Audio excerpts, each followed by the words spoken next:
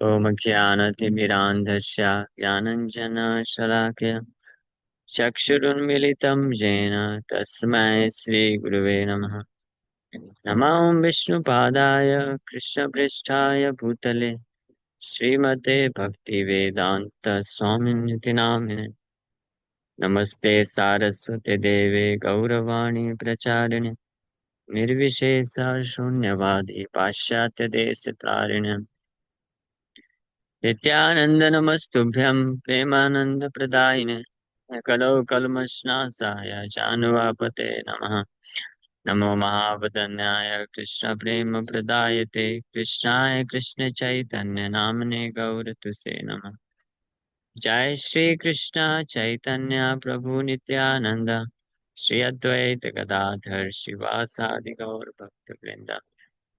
हरे कृष्णा कृष्णा कृष्णा हरे हरे हरे राम राम राम हरे हरे। हरे कृष्णा। आप सभी भक्तों का हार्दिक स्वागत है आज के श्रीमद् भागवतम के चर्चा में। हम लोग चर्चा कर रहे हैं Shrimad Bhagavatam first canto chapter 8 text 48। इस पे चर्चा की थी कल। युधिष्ठिर महाराज शोक करते हुए बोल रहे हैं, अहो में पश्यत ज्ञानम हृदिरूढ़म दुरात्मनः पारकयस्यैव देहस्य बहव्यो मे यक्षुणीर्हता। युधिष्ठिर महाराज बोल रहे हैं, oh my Lord, I am the most sinful man. Just see my heart, which is full of ignorance. This body, which is ultimately meant for others, has killed many, many phalanxes of men. Yudhishthir Maharaj अपने आप को कोसते हुए बोल रहे हैं कि मैं इतना बड़ा पापी हूँ। मेरा हृदय जो कि अज्ञानता से भरा हुआ है, इस पाप करने के लिए प्रेरणा दिया। यह शरीर जो वास्तव में मेरा नहीं है, अन्य लोगों के लिए बना है।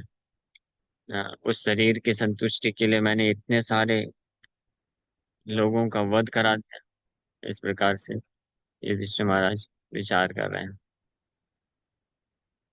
आगे बोल रहे हैं, आज का श्लोक है टेक्स्ट 49। बाल द्विज सुरेन मित्र पितृ भ्रातृ गुरुद्रुहा न मेष्यान् निरयन् मोक्षो हि अपि वर्षायुतायुतै।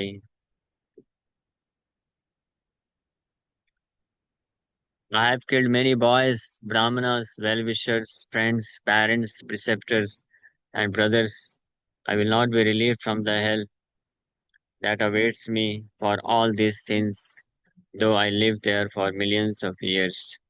कि मैंने अनेकों अनेकों युवा लड़कों का वध करा दिया, ब्राह्मणों का वध कराया, शुभचिंतकों का वध हुआ, मित्रों का, कई पेरेंट्स, रिसेप्टर्स एंड ब्रदर, भाई बंधुओं का भी वध मैंने करा दिया है। और इस प्रकार के पाप कर्म को करने के कारण जो नरक मेरे लिए इंतजार कर रहा है, उससे मैं किसी भी प्रकार से मुक्त नहीं हो सकता हूँ। Though I live there for millions of years, करोड़ों करोड़ों वर्षों के लिए भी मैं क्यों ना वहां पे नरक में जाकर के मुझे सजा दी जाए, तब भी मैं उस इस पाप से मुक्त नहीं हो पाऊंगा। युधिष्ठिर महाराज ऐसा विचार कर रहे हैं कि अपि वर्ष अयुता, अयुता मीन्स मिलियंस, अयुता आयुताय, अयुता आयुताय means millions and millions of years. हाँ, तो ये एक बहुत इंपॉर्टेंट पॉइंट है। हालांकि युधिष्ठिर महाराज को तो पाप लगने की संभावना ही नहीं है, प्रश्न ही नहीं उठता, लेकिन वो जो बात बोल रहे हैं वो बिल्कुल सत्य है कि अगर कोई व्यक्ति अपने इंद्रियों को तृप्त करने के लिए, अपने शारीरिक भोग को प्राप्त करने के लिए इस कैटेगरी के लोगों का वध करता है, बाल द्विज सुहीन मित्र पित्र भ्रात्र गुरु द्रोहा बन जाता है। द्रोहा मतलब उनका द्रोही बन जाता है। हाँ, द्रोहा means one who has killed. बाला, बाला मीन्स बॉयज, इनोसेंट बॉयज। द्विजा मीन्स ब्राह्मणस, टॉइस बॉर्न, सुरिन। सुहृद मतलब होता है वेल विशर्स, हमारे जो शुभचिंतक होते हैं, जिन्होंने हमारे जीवन में हमेशा शुभकामनाएं रखी हैं। द्विज ब्राह्मण। ब्राह्मण तो भगवान को अत्यंत प्रिय होते हैं। ब्राह्मण मनुष्य समाज के फाउंडेशन होते हैं, आधार होते हैं। उन ब्राह्मणों का वध करता है कोई।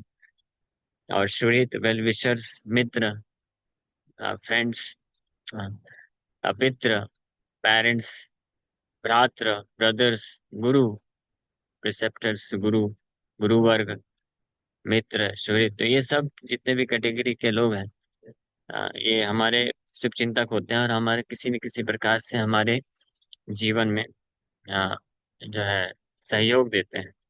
तो इनका इनका हमारे ऊपर वास्तव में आभार होता है, हमारा कृपा होता है। ये अलग अलग जितने भी कैटेगरी के लोगों का नाम बताया गया है, तो इनको तो उल्टा हमको सेवा देना चाहिए। इनके इनके ऊपर जो ऋण है, इनका जो हमारे ऊपर ऋण है, उसको उतारने के लिए हमको सेवा प्रदान करना चाहिए। लेकिन जो व्यक्ति अपने इंद्रिय भोग को प्राप्त करने के लिए, शारीरिक भोग को प्राप्त करने के लिए ऐसे व्यक्तियों का, विशेष रूप से ऐसे व्यक्तियों का वध करता है, जिनका हमारे ऊपर हमारा जिनके पर ऋण होता है, तो वो निश्चित रूप में नरकगामी हो जाता है। युधिष्ठिर महाराज जिस प्रकार का शोक यहाँ पे कर रहे हैं, इसी प्रकार का शोक अर्जुन भी किए। युद्ध के शुरुआत में अर्जुन ने किया, और युधिष्ठिर महाराज युद्ध के बात कर रहे हैं। भगवान कृष्ण युद्ध के पहले एक भाई साहब ने जब शोक किया था, तो भगवान तो उनको गीता को उपदेश दे करके उनको संभाल लिए। लेकिन दूसरे बड़े भाई युधिष्ठिर महाराज युद्ध होने के बाद शोक कर रहे हैं। तो भगवान कृष्ण का उपदेश भी काम नहीं किया, भगवान की इच्छा से ही नहीं किया, भगवान नहीं चाहते थे। तो तो निश्चित रूप में भगवान ने गीता का उपदेश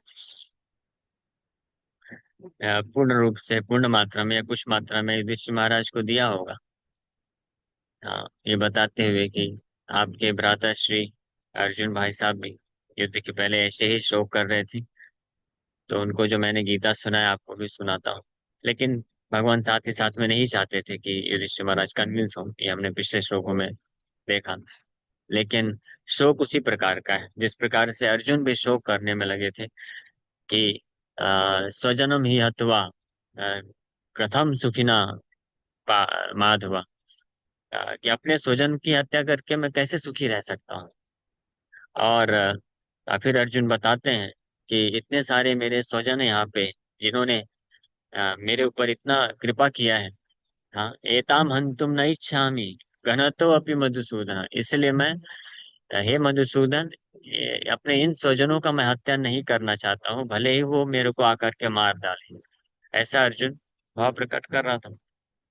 और अर्जुन तो यहाँ तक बोलते हैं फाइनली कि पापम एवाश्रयेत अस्मान् हत्वा एताता एता न आततायिन, कि हमें निश्चित रूप में पाप लगेगा इन इन अपने स्वजन बंधुओं को मारने का।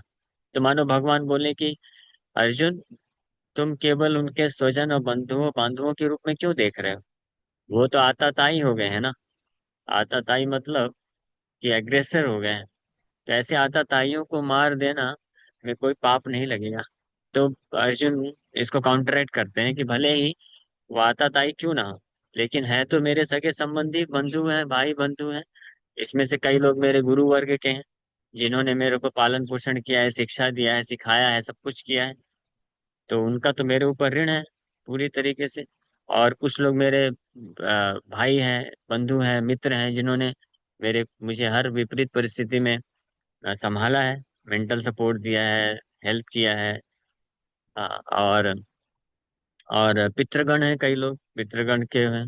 तो इस प्रकार से अर्जुन याद करके बोल रहा था कि भले ही वो लोग आताताई हैं, लेकिन फिर भी मेरा उन कर्तव्य बनता है कि मैं उनका वध ना करूं। वो तो आ, उनके ऊपर तो मुझे पुष्पों की बारिश करनी चाहिए, अर्जुन ऐसा बोल रहा था।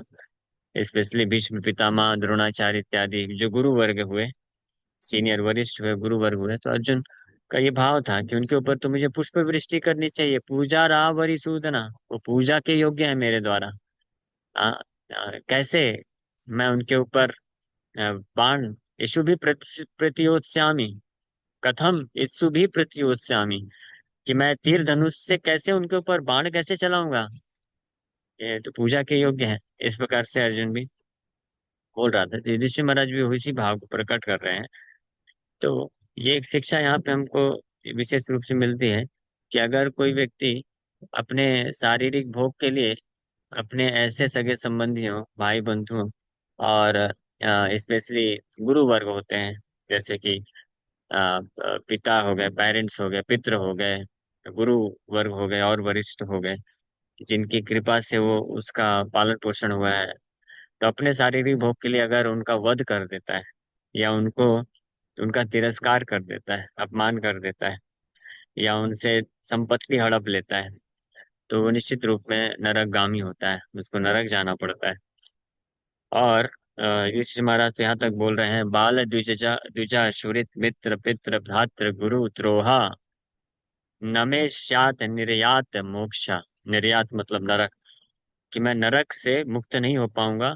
ही अपि वर्ष अयुता अयुतय, करोड़ों करोड़ों वर्षों तक सजा प्राप्त करने के बाद भी मैं नरक से निकल नहीं पाऊंगा।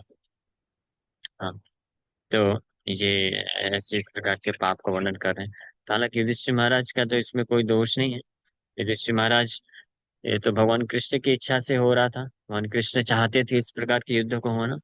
हाँ, लेकिन ध्यान रहे, कई बार कुछ लोग होते हैं जो महाभारत का उदाहरण दे करके बोलते हैं कि देखो भाई भाई में तो प्रॉपर्टी के लिए युद्ध तो सदियों से चला आ रहा है, पांडवों ने भी किया, महाभारत का युद्ध है, तो हम भी युद्ध करेंगे, हम भी एक दूसरे को मारेंगे। लेकिन ऐसा वास्तव में उचित नहीं है। अपने खुद के इंद्र तृप्ति के लिए अगर कोई करता है, अधिकार के लिए, अपने अधिकार को प्राप्त करने के लिए करता है, वो एक अलग बात है। बट उस केस में भी जो हत्या है, ये एक अ, सही उचित कार्य नहीं होता है। तो ये धर्म युद्ध में कृष्ण के आदेश पे ये किया गया, इसलिए ये दिव्य है, और ये पूर्ण रूप से न्याय संगत है, धर्म संगत है, और इसमें कोई पांडवों को कोई अपराध या दोष की का प्रश्न नहीं उठता है। बल्कि इस कृष्ण की इच्छा से किया गया ये युद्ध के कारण पांडवों पांडव जो है वो भक्ति मार्ग में आगे बढ़े, और अपने आप को भव बंधन से मुक्त करा लिए। बट युधिष्ठिर महाराज इस प्रकार से शो कर रहे हैं। So whenever there is a war, there is certainly a mass of many innocent living beings such as boys, brahmanas, and women, whose killing is considered to be the greatest of sins.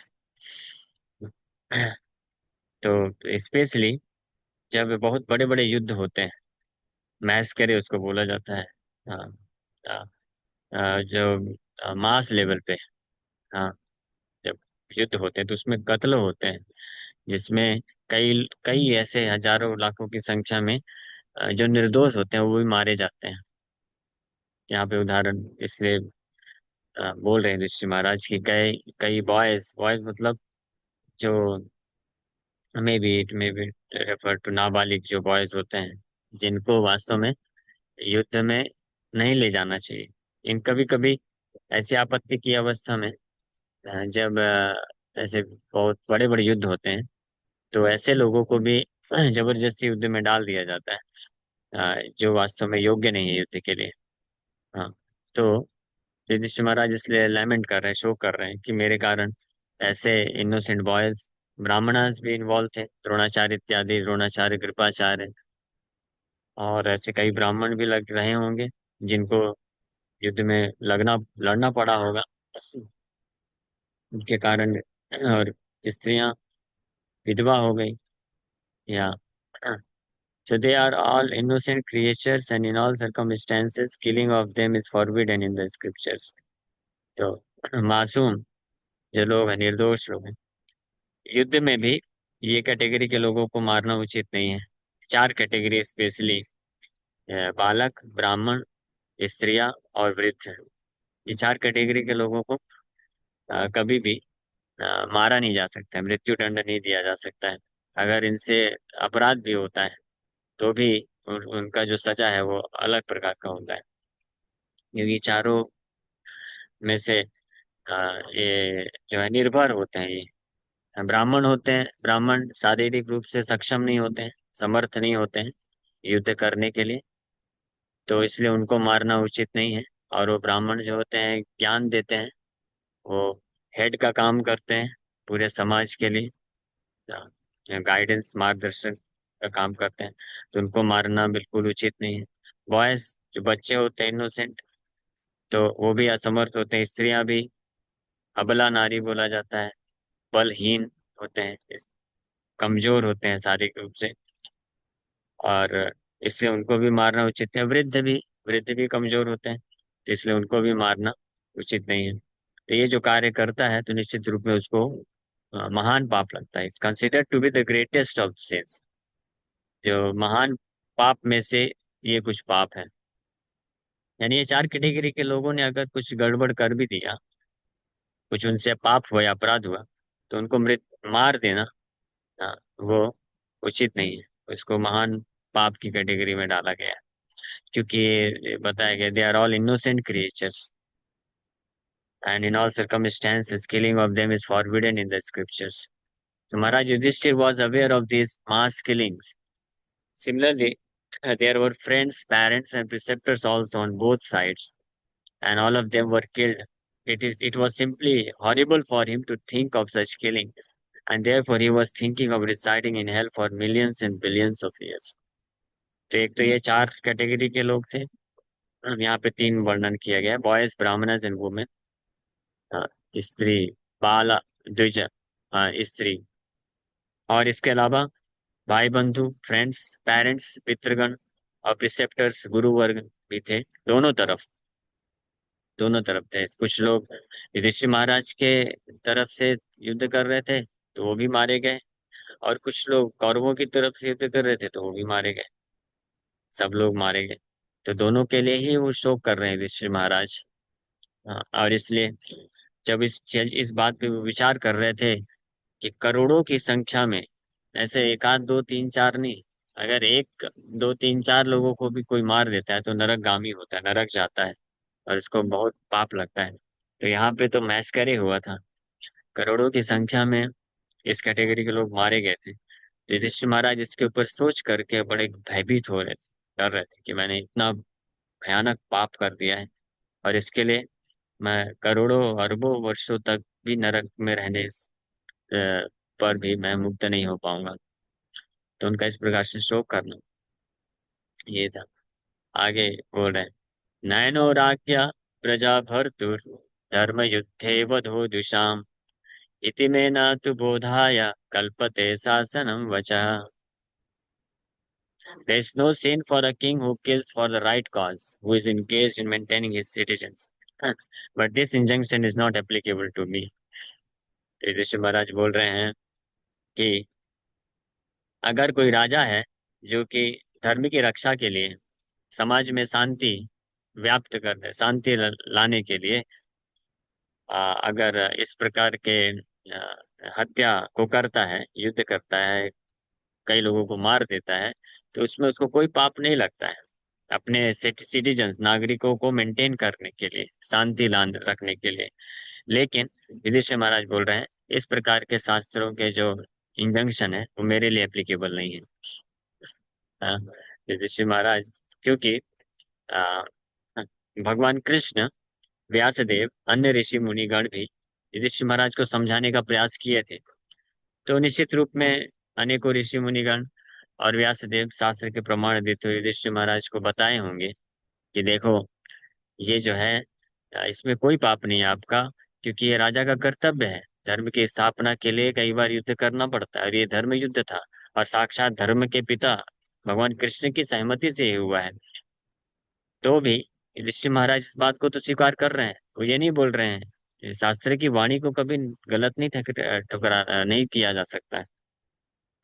तो युधिष्ठिर महाराज ये बात तो स्वीकार कर रहे हैं कि यह सही बात है कि अगर कोई राजा है, वो अपने नागरिकों को पालन करने के लिए और अपने राज्य में शांति व्यवस्था को रखने के लिए कभी कभी वायलेंस करता है, युद्ध करता है, कुछ लोगों को, कई लोगों को मार भी देता है, तो भी उसको पाप नहीं लगेगा। लेकिन ये मेरे लिए एप्लीकेबल नहीं है, है ना? क्यों मेरे लिए एप्लीकेबल नहीं है? ये बोल रहे हैं यहाँ पे कि न न एना राज्ञा प्रजा भर्तु। प्रजा भर्तु शब्द इम्पोर्टेंट है। ये समझना चाहिए कि ये जो जस्टिस है, हाँ, जो न्याय दिया जाता है, या न्याय, कोई न्याय के पद में है जो डिसीजन ले सकता है कि किसको सजा देना चाहिए, किसको सजा नहीं देना चाहिए, तो इसके पीछे उद्देश्य क्लियर होना चाहिए। हाँ, ऐसा नहीं है कि कोई मंत्री बन गया है या राजा बन गया है, हाँ, या कोई पुलिस वाला बन गया है तो उसके हाथ, उसको अधिकार है, मारने का अधिकार दिया जाता है शास्त्रों के अनुसार, लेकिन वो स्वतंत्र नहीं है इस अधिकार को अपने अपने ही अ, इच्छा के अनुसार इसको एक्सरसाइज नहीं कर सकता। He can not exercise his right, उसको क्या बोलेंगे, कि अपने स्वतंत्रता के अनुसार, अपनी इच्छा अनुसार अपने अधिकार का इस्तेमाल नहीं कर सकता है वो। इसके पीछे उद्देश्य है। उद्देश्य क्या है यहाँ पे ऋषि महाराज क्लियर बता रहे हैं। प्रजा भर्तु, प्रजा भर्तु मतलब कि अपनी प्रजा का पालन करने के लिए, प्रजा की सुरक्षा के लिए, प्रजा की जिम्मेदारी निभाने के लिए। लेकिन अगर कोई राजा है, मंत्री पद पे है, न्याय के न्यायाधीश है, या पुलिस सुरक्षा दल में है, इस प्रकार के पोस्ट में है, लेकिन अपने खुद के इंद्रिय भोग को तृप्त करने के लिए अगर अपने पद का दुरुपयोग करता है और वायलेंस करता है, हिंसा करता है, मार देता है, तो निश्चित रूप में उसको पाप लगता है। ये ध्यान रखना चाहिए। इट्स जस्ट लाइक, मान लीजिए ये डॉक्टर होते हैं, जो सर्जन है, तो सर्जन को, सर्जरी करने वाले को तो किसी के शरीर को चीर फाड़ करने का तो अधिकार है ही, है ना? लेकिन अगर कोई सर्जन किसी के शरीर को चीर फाड़ कर देता है और उसके शरीर के अंग को निकाल करके बेचने के लिए, तो क्या इस बात को उसको सजा नहीं देनी चाहिए? उसके लिए उसको सजा मिलनी चाहिए। ऐसा नहीं कि सर्जन है तो कि किसी के अंग से कुछ भी हस्तक्षेप कर सकता है। उसका पीछे उद्देश्य है, उसको सर्जरी करने का अधिकार दिया गया है, लाइसेंस दिया गया है कि आप किसी के शरीर को चीर फाड़ कर सकते हैं। हाँ, वैसे तो अगर कोई साधारण व्यक्ति किसी को जो है, मारना तो दूर की बात है, अगर किसी के शरीर से खून बहा देता है तो उसके ऊपर केस हो सकता है, केस हो ही जाता है ना, हाफ मर्डर बोलते हैं उसको।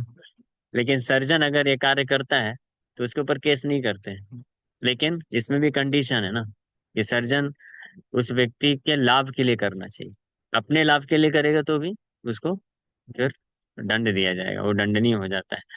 उसी प्रकार से जिनके पास भी अधिकार होता है, कुछ मात्रा में शक्ति होती है, पावर होती है, अगर उस पावर को दुरुपयोग करते हैं अपने खुद के इंद्रिय भोग के लिए, तो भले यहाँ की गवर्नमेंट से वो बच जाए, लेकिन यमराज की गवर्नमेंट से नहीं बच पाएंगे, है ना? नरक में, ये 5वें स्कंद के आखिरी अध्याय में नरकों का वर्णन करते हुए सुखदेव गोस्वामी स्पष्ट बताते हैं कि ऐसे अधिकारी लोग जो पुलिस पद पे हैं, मंत्री पद पे हैं, राजा के पद पे हैं, न्यायाधीश के पद में हैं, लेकिन अपने उस पद का इस्तेमाल, दुरुपयोग करते हैं अपने खुद के इंद्रिय भोग के लिए, अपनी शक्ति को बचाने के लिए या शोषण करने के लिए, तो उनके लिए एक विशेष प्रकार का नरक का रचना किया गया है।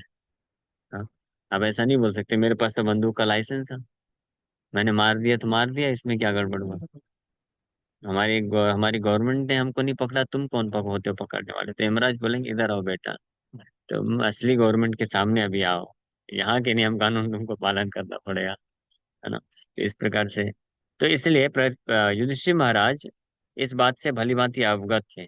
इसलिए वो बोल रहे हैं कि न एना, एना मतलब इस प्रकार का पाप, राज्ञा प्रजा भर्तु, अगर प्रजा भर्तु, प्रजा की को पालन पोषण करने के लिए, उनकी सुरक्षा के लिए अगर करता है, तो फिर उसको पाप नहीं लगता है। धर्म युद्ध है, धर्म युद्ध है मतलब fight for the right cause, धर्म युद्ध के लिए करता है। धर्म युद्ध है वधो द्विषाम, शत्रुओं का, द्विषाम, हाँ, वध, वधम, वधा द्विषाम होना चाहिए। द्विषाम मतलब जो द्वेषी लोग हैं, है ना। समाज के, राज्य के द्वेषी गण हैं, नागरिकों के द्वेषी गण हैं, जो शांति नहीं से नहीं रहने देना चाहते हैं, उन लोगों का वध करने में राजा धर्म पूर्ण तरीके से वध करता है तो उसको पाप नहीं लगता है।